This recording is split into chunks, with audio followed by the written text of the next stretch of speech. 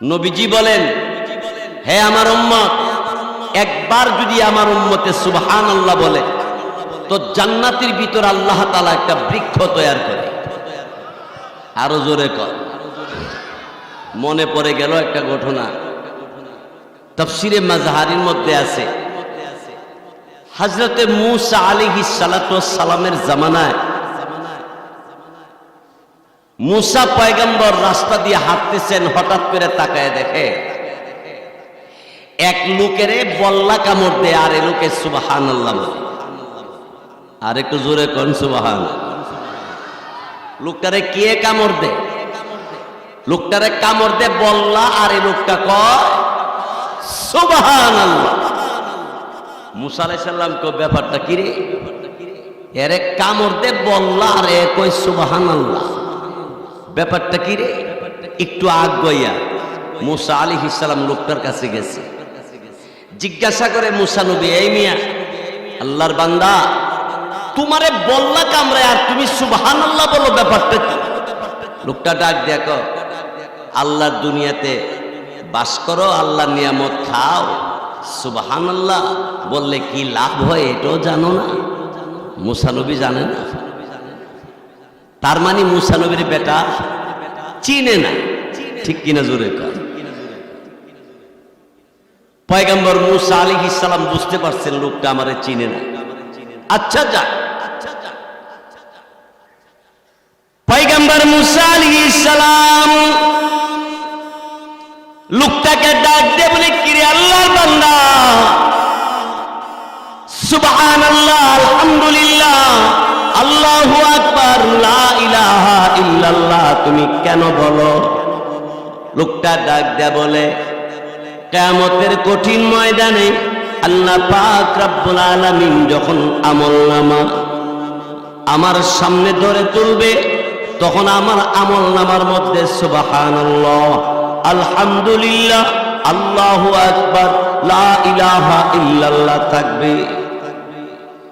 বল্লার কামড়ের কারণে আমি আর কোনো কাজ কাম করতে পারি না। মূসা পয়গম্বর জিজ্ঞাসা করে, সুবহানাল্লাহ বললে, আলহামদুলিল্লাহ বললে আল্লাহ খুশি হয়, আল্লাহ জান্নাত দিব, এই আমলনামা পাইলে তুমি আল্লাহকে, আল্লাহর তৈরি জান্নাতের মধ্যে যাইতে পারবে। এই কথা তুমি কার কাছ থেকে জানছো? কোথায় থেকে তুমি জানতে পেরেছো? লোকটা ডাক দেখো, আমি যে মালিকের অধীনে থাকি, এই মালিকে মূসা আলাইহিস সালামের কাছ থেকে শুইনা আমার কাছে বলে, আর আমি মালিকের কাছ থেকে শুইনা শুইনা আমল করি।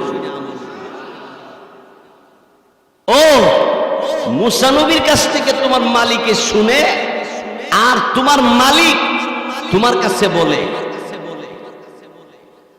মূসা পয়গম্বর আশ্চর্য হয়ে গেয়া, আশ্চর্য হয়ে বলতেছে সুবহানাল্লাহ। লোকটাকে মূসা আলাইহিস সালাম জিজ্ঞাসা করে, এই মিয়া, এইভাবে বললা তোমারে কতদিন ধরে কামড়ায়?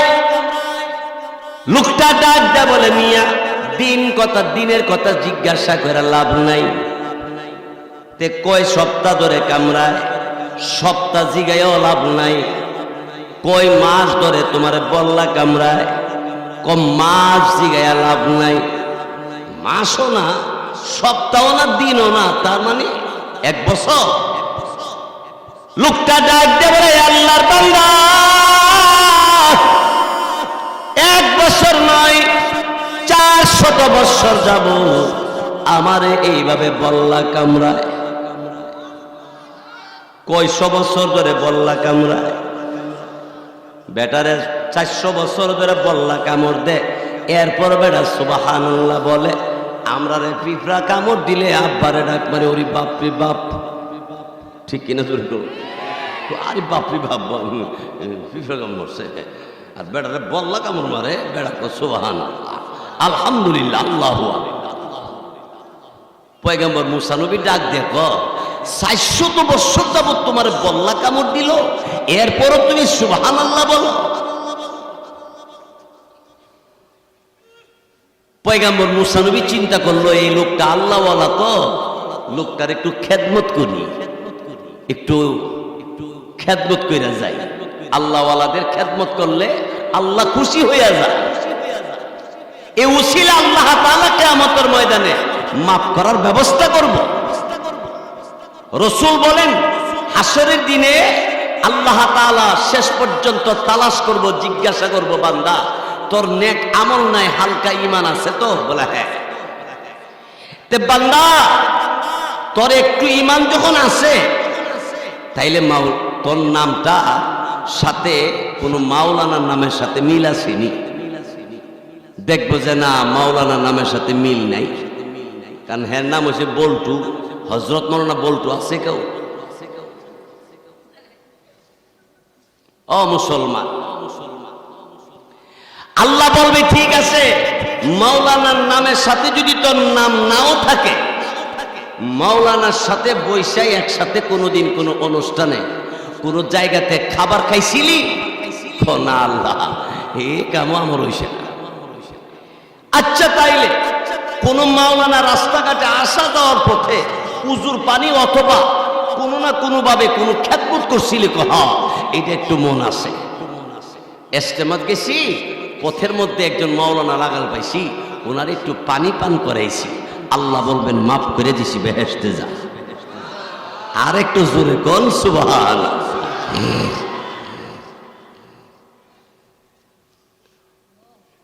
মুসা আলাইহিস সালাম লোকটার খেদমত করবার জন্য মুসা নবী জিজ্ঞাসা করে লোকটারে, আচ্ছা আল্লাহর বান্দা, তোমার মনে কি চায়? তোমার মনে কিছু চাইনি? লোকটা ডাক দেখো, আল্লাহর বান্দা, আপনিও আল্লাহর বান্দা, আমিও আল্লাহর বান্দা, তো আমার মনে যা চাই তা আপনি আমারে দিতে পারবেন না। কি মনে চাই বলেন না। লোকটা ডাক দিয়ে বলে, মুসা আলাইহিস সালামকে লোকটা ডাক দিয়ে বলল, আল্লাহর বান্দা, আমার মনে চায় এই জামানার নবী মুসা পয়গম্বর এক নজর দেখতাম, আমার মন চায় মুসা নবীর একটু দেখবার লাগিয়া। মুসা নবীকে দেখছস নি? আমি এর সামনে খাড়া রইছি। হ্যাঁ কয়, আমারে দেখতো। আচ্ছা এর মনের ভিতরে আর কোনো আশা আছে কিনা একটু দেখতে লইতো। আচ্ছা তোমার মনে আর কিছু আশা আছে? মনে চায়?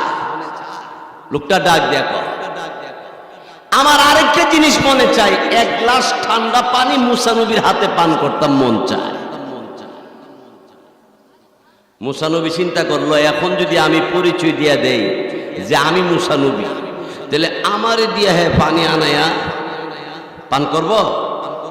মুসা নবী চিন্তা করলো, এখন আমার পরিচয় দিয়া লাভ নেই, আগে পানি নিয়ে আসি, তারপরে পানি পান করাই, তারপরে পরিচয়টা দিব। মুসা নবী কয়, তুমি অপেক্ষা করো, আমি পানি নিয়ে আসতেছি।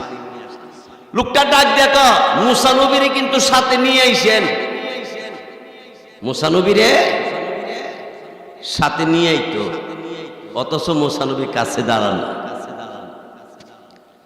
হযরত মুসা আলাইহিস সালাম উনি পানি নিয়ে আসছে, আয়েশা দেখে এই লোকটা রক্তাক্ত অবস্থায় জমিনের মধ্যে পড়ে রয়েছে, পৃথিবী থেকে বিদায় হয়ে গেছে। মুসা নবীর রাগ বেশি না কম? মুসা নবী এমন রাগের রাগ হইছে, যেই লোকটা আল্লাহর বান্দা 400 বছর যাবৎ বল্লার কামর ভিতর আল্লাহরে বলে না, এই লোকটারে কে রে এইভাবে রক্তাক্ত করে দিয়েছ? মুসা পয়গম্বরের সাথে না কি থাকতো? একটা লাঠি থাকতো। লাঠিটা উঁচু করে চিৎকার করে ডাক দিছে, আল্লাহর বান্দাকে কে এইভাবে আঘাত করেছ? যদি প্রমাণ পাই তাহলে কঠিন বিচার হবে। এই জগতের কোন মানুষটাই কাজটা করছো বলো? এলাকার সব মানুষ আতঙ্কিত হয়ে গেছে।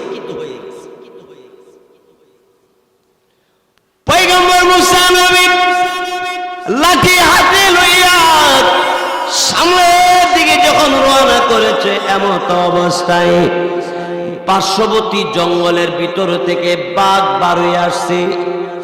বাঘ ডাক দেয়া বলে, পয়গম্বর মুসা নবী, কাজটা আমি বাঘে করছি। মুসা নবীর রাগ কমছে না আরো বাড়ছে? পয়গম্বর মুসা নবী ডাক দিয়ে বলেন, এই বাঘ তুই সাধারণ মাখলুক আর মানুষ হয়েছে আশরাফুল মাখলুক, সৃষ্টিকুলের শ্রেষ্ঠ এমন একটা মানুষ রে এমন ঘটনা ঘটাইলে কেন? তোকে থাকতে দেওয়া হবে না জঙ্গলের ভিতরে, তোর বংশধর কাউকে থাকতে দেওয়া হবে না। লাঠি লইয়া মুসা নবী বাঘের দিকে রওনা।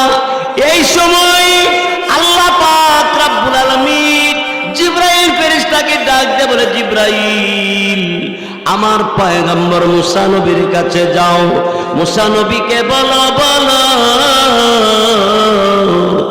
এই কাজটা বাঘে নিজে করে নাই, আমি মহান আল্লাহর অর্ডারে বাঘে ঘটাইছে। আমি আল্লাহর অর্ডারে বাঘে এই ঘটনা ঘটাইছে। পয়গম্বর মুসা নবীর কাছে জিবরাইল এসে বললেন, এই আল্লাহর পয়গম্বর মুসা নবী,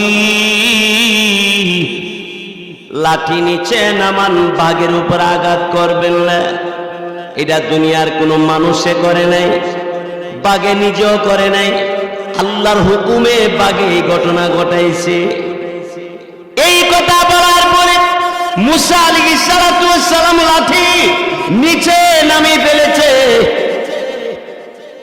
আর মুসা আলাইহিস সালাতু ওয়াস সালাম চিন্তার মধ্যে পড়ে গেল, আল্লাহ রাব্বুল আলামিনের বান্দা 400 বছর যাবত বল্লার কামড়ের ভিতরে, এরপরও বান্দাটা সুবহানাল্লাহ আলহামদুলিল্লাহ আল্লাহু আকবার বলে আল্লাহ পাকের দরবারে এইভাবে যেই বান্দারা ডাকতে আসে, এই লোকটারে বাঘের মাধ্যমে মহান আল্লাহ পাক রাব্বুল আলামিন এই ঘটনা কেন ঘটাইল বুঝে আসে না মুসা নবী। মুসা আলাইহিস সালাতু ওয়াস সালামের বুঝে আসতেছে না। আল্লাহ রাব্বুল আলামিন মুসা পয়গম্বরকে জিবরাইলের মাধ্যমে জানাই দিলেন, জিবরাইল রে আমার পয়গম্বর মুসা নবীরে বলো, মুসা নবীরে বলো আমার যেই বান্দাটা দুনিয়ার জমিনে 400 বছর যাবত আমি আল্লাহর প্রশংসা করলো, আমি আল্লাহর পবিত্রতা বর্ণনা করলো, আমি আল্লাহ পাকের জিকির করলো, কিন্তু মুসা নবী তুমি যখন জিজ্ঞাসা করেছো তার মনে কিছু চাইনি, তখন সে প্রথম বলেছে মুসা নবী রে তোমারে দেখবার জন্য তার মনে চায়। আমার প্রিয় বান্দাটা তোমার মতো মুসা নবীর দেখতো এই দিলের ভিতরে এই জায়গা কেন? দিলের ভিতরে থাকবেন আল্লাহর জিকির, আমি আল্লাহরে দেখবার জন্য এই দিলের মধ্যে অন্তরের মধ্যে আশা থাকবে। দুনিয়ার কোন মাখলুকরে দেখবো কেন? আমি আল্লাহরে দেখবার জন্য তার মনে আশা নাই কেন? তোমারে দেখতো বলছে কেন? আমি আল্লাহ পাকের প্রিয় বান্দা এই ভুল করার কারণে আমি আল্লাহ পাকের মাধ্যমে তারে এই কষ্ট দিয়েছি, ভুল আমি আল্লাহ মাফ করে দিলাম। আর আমি আল্লাহ জিবরাইলের মাধ্যমে তার রূহ কবজ করে আমি রহমতের কোলে উঠায় নিয়ে গেছি।